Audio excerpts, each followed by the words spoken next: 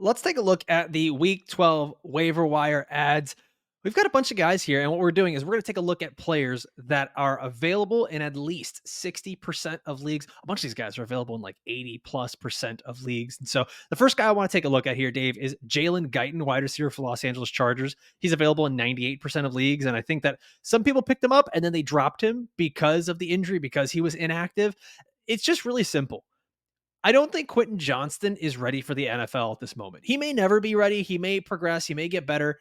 Quentin Johnston, just 2 catches, 21 yards. This was supposed to be the big moment for him. No Mike Williams, no Josh Palmer, no Gerald Everett, no Jalen Guyton.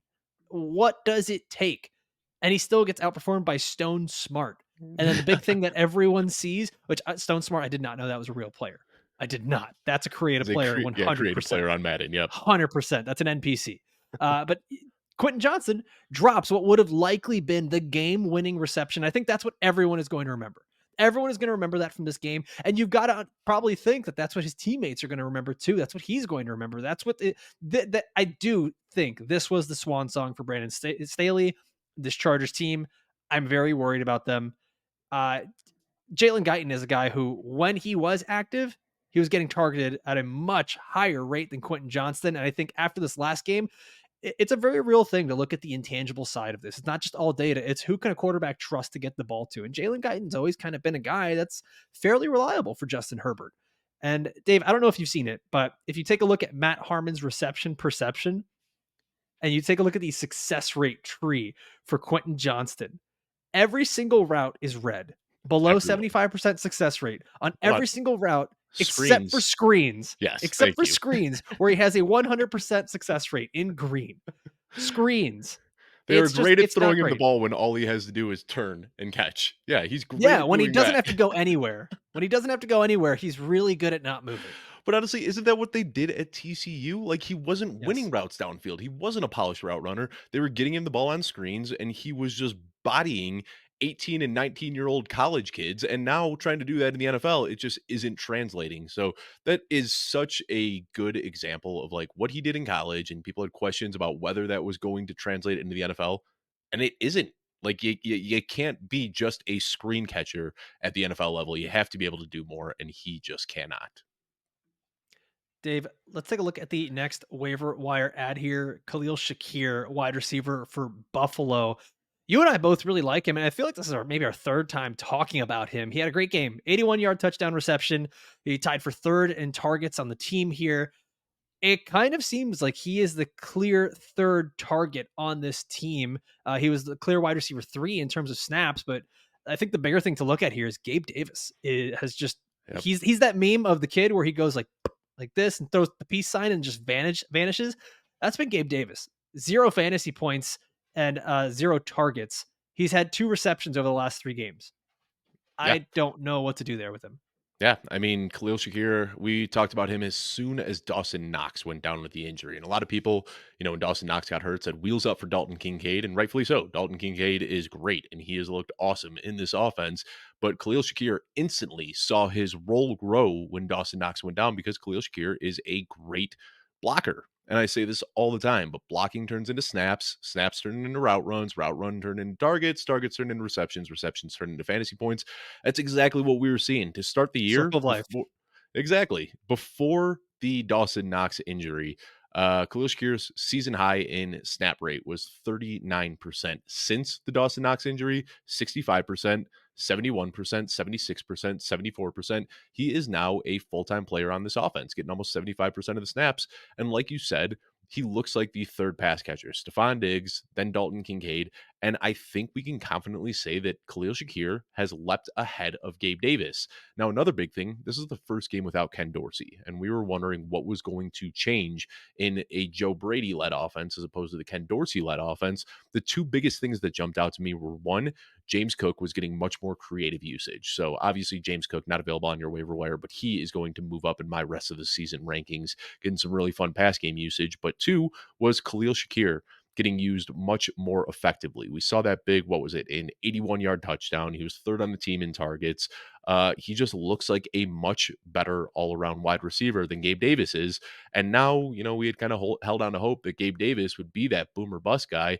I think we can see Kahlil Shakir take over that role, but honestly provide a little bit of a safer floor because I think he's just a better all around wide receiver. So, yeah, Kahlil Shakir still available in 94% of leagues. He's a guy that you absolutely want to pick up, and you can start as early as next week. Big week for me. That Jaden Reed, Jameson Williams, and Kahlil Shakir all had touchdowns, man. Let's go. Those are my wide receivers coming out. And Tommy Uh, Tremble. Sure. Thanks. And the show has come to a screeching halt.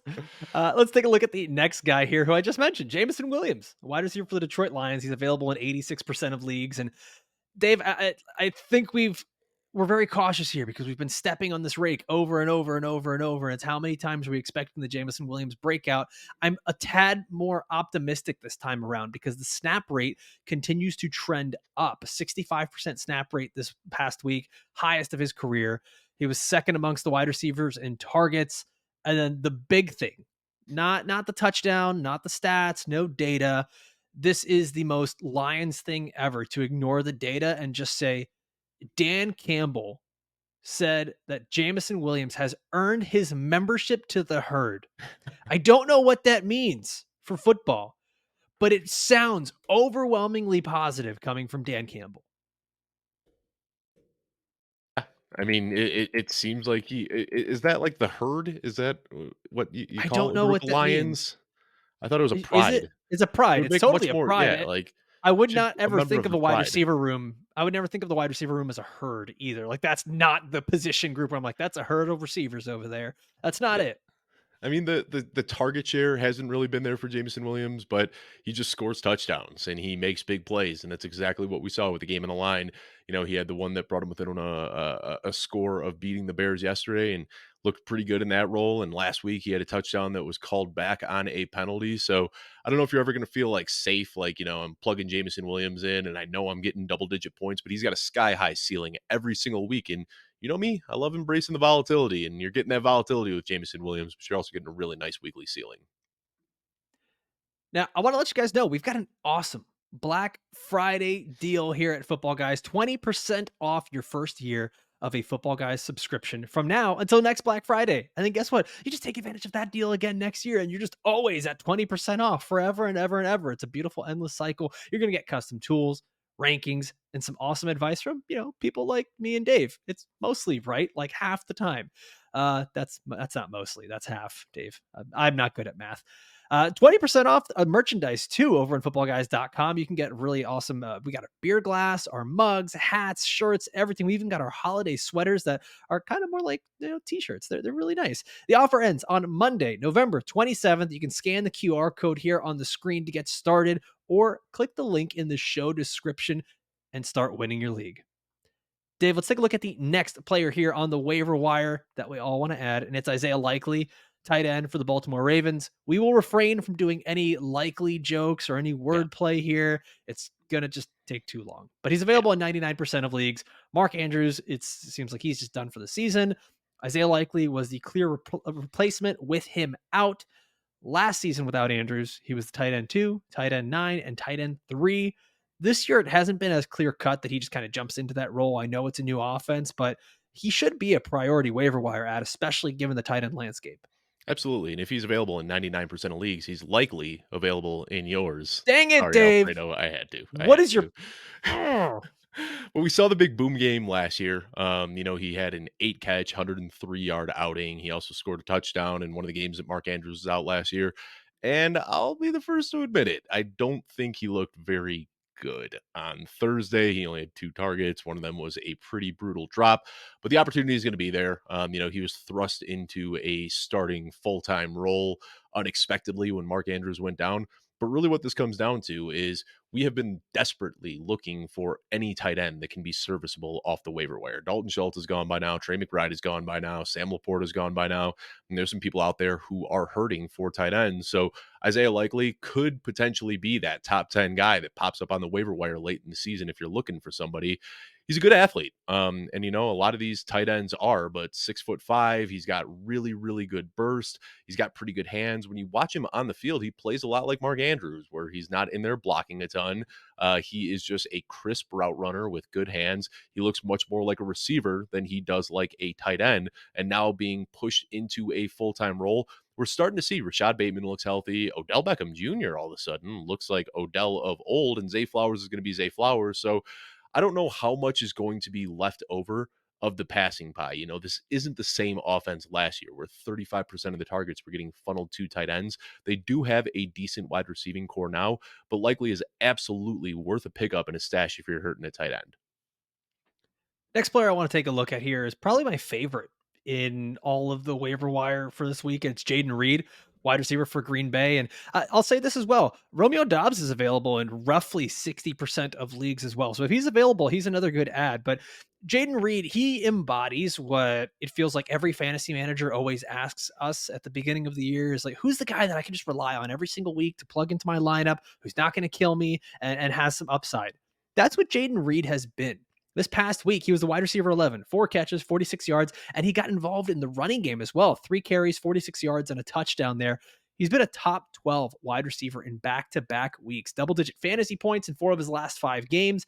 And the way they're using him really says a lot. He's been winning routes over the middle of the field. Christian Watson's been the guy, and Romeo Doubs has been the guy kind of clearing out over the top. But it's been a lot of Jaden Reed winning routes in the middle, along with Dontavian Wicks and Luke Musgrave. And that might be the only kind of downside to a guy like this, is that there's so many playmakers on this team.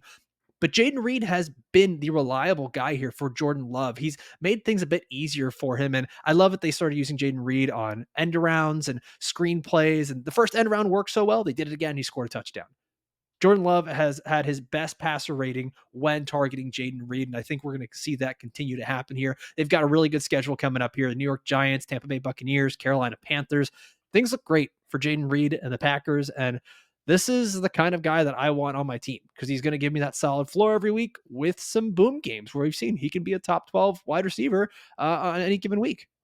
Yeah, I think the biggest takeaway from Jaden Reed breaking out is that Christian Watson, I mean, don't get me wrong, found the end zone last week, was great to see, but Christian Watson, I don't think he's ready to be the wide receiver 1 on this team like we had hoped. I think he is kind of in that Chase Claypool, Gabe Davis archetype of wide receiver where he's got the big play upside, but he's not going to draw targets at a good enough rate that you're ever going to really feel comfortable starting him. He is very much so a touchdown or bust type of wide receiver, where Jaden Reed, he can do it all. He can line up anywhere on the line. He can run short routes. He can run deep routes. He can do things after the catch. He just looks like more of a wide receiver 1 than Christian Watson does. Yeah, before this season, once Jaden Reed got drafted to the Packers, my comp that I kept saying, maybe not stylistically, but I kept saying that Jaden Reed can be that Amon-Ra St. Brown for Jordan Love, kind of the same way that, Amon-Ra St. Brown made everything easier for Jared Goff in that offense. And I think that's what we're seeing here. Dave, by the way, side note, he's not in our list here, but I felt like we need to throw this guy in here. Demario Douglas, if he's available on your waiver wire, he's still available in 75% of ESPN leagues. I think he got dropped in a lot of leagues Yeah. because of the bye week. Yep. Really good schedule as well. Giants, Chargers, Steelers. I think the only thing there is you just don't know who the quarterback is going to be. So I just wanted to throw that in there. Let's finish this off. Dave, your moment in the sun has arrived. Zack Charbonnet, available in 68% of leagues. He finally got some work here. Kenneth Walker was the guy who left early with an oblique injury, and it looks like he might miss 1 to 2 weeks here. We're really not sure. He kind of got the dreaded quote Pete Carroll said it legit was injury. legit. Yeah, well, no. The thing is, What when does Pete that Carroll mean? does say, so actually go into Twitter and there's He a fun downplays account. injuries. I remember when he So said, like, Chris Carson is coming back any day now, and then Chris Carson retired like a week later. there's a really fun Twitter account called Coach Speak Index, and they Oh, do yeah. like a measurement of how honest or like valuable it is when coaches say stuff. And looking at that, when he said it's a legit injury, everyone was like, "Oh no, that means it's bad." So we could have Zach Charbonnet here for 2, 3, 4 weeks. The rest of the season, we don't know. It's Pete Carroll. The part that scares me here, Dave, is Zach Charbonnet finally gets the work. It Yikes. didn't look awesome. And now he's got San Francisco, Dallas, San Francisco again, and Philly in the Mhm. upcoming games. Yeah, it's going to be tough sledding for Zach Charbonnet, and we really might only get to see him in 1 week against San Francisco. And, I got to say, I'm a big fan of Zach Charbonnet. He looked good if you watch the game. If you look at the overall box score and the overall production, it wasn't really too exciting, but he was picking up hard yards after contact, and he was hitting the holes just about every single time he could.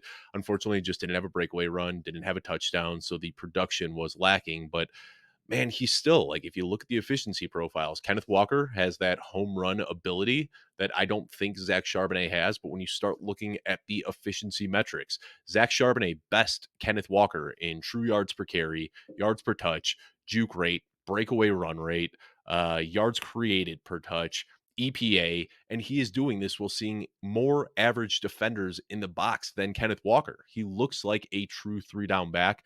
When I was watching yesterday's game, reminded me a lot of Leonard Fournette, where he's got the size and he's got the burst and he's got the power and the balance and all that, where he can get it done between the tackles. But then he's also good enough where he can get outside and catch the ball with shockingly soft hands and make plays after the catch.